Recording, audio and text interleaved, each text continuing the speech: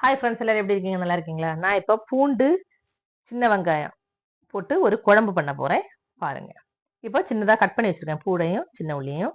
வானொலி அடுப்புல வச்சு எண்ணெயை ஊற்றி கடுகு, ஜீரகம், வெந்தயம், கருவேப்பிலை இவ்வளோத்தையும் போட்டு தாளிச்சிருங்க. கடுகு, ஜீரகம், வெந்தயம், கருவேப்பிலை இவ்வளோ போட்டு தாளிச்சிட்டு நம்ம இப்போ கட் பண்ணி வச்சிருக்கிறோம் தெரியுமா பூடு, அதை போட்டு லைட்டாக வதக்கி விட்டுருவோங்க.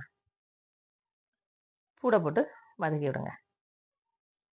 பூடு ரொம்ப நல்லது. நம்மளுக்கு இந்த கேஸ் ட்ரபிள் ப்ராப்ளம் எல்லாம் உள்ளவங்க எல்லாம் அடிக்கடி இந்த மாதிரி குழம்பு வச்சு சாப்பிட்றது நல்லது. அது மாதிரி சூடு, உடம்பு சூடு உள்ளவங்க, ஏன்னா இது சின்ன உள்ளி நிறைய சேர்க்கிறோம் பாத்தீங்களா? சின்ன உள்ளி தணுப்பு இல்ல. இப்ப சின்ன உள்ளியையும் சேர்த்து நல்லா வதக்கி விட்டுக்கோங்க. இந்த பேச்சுலர்ஸ் எல்லாம் இந்த குழம்பு செஞ்சு சாப்பிடலாம். ஏன்னா அவங்களுக்கு வந்து நிறைய குழம்பெல்லாம் வைக்க தெரியாதுல்ல. அப்படி உள்ளவங்களுக்கு இந்த குழம்பு செஞ்சாலுமே அவங்களுக்கு 2-3 நாள் வச்சு சாப்பிடலாம். இன்னைக்கு நான் வீட்டுல மத்தியானம் பண்ணேன். ரொம்ப டேஸ்டா இருந்தது. ரொம்ப சுள்ளுன்னு இருந்தது. காரம், உப்பு, புளிப்பு எல்லாம். இப்போ சின்ன உள்ளி நல்லா வெந்தாச்சு.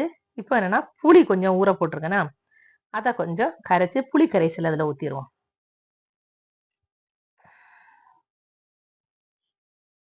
புளி கரைசலையும் போட்டு நல்லா கலக்கி விட்டு ஹை ஃப்ளேம்ல வச்சு வேக வச்சிருவோம்.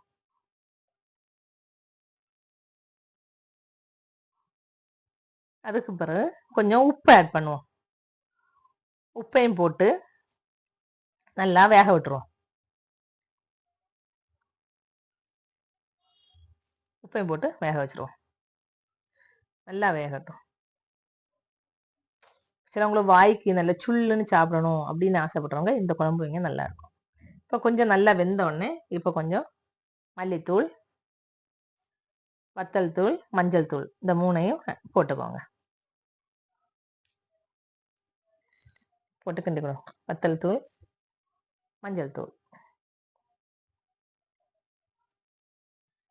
மஞ்சள் தூள், கொஞ்சம் பெருங்காயத்தூள்,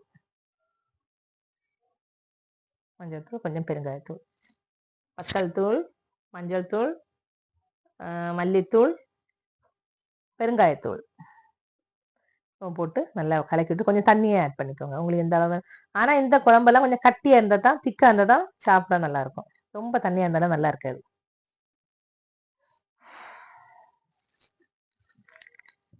நல்லா கொதிக்க விட்டுருவோம்.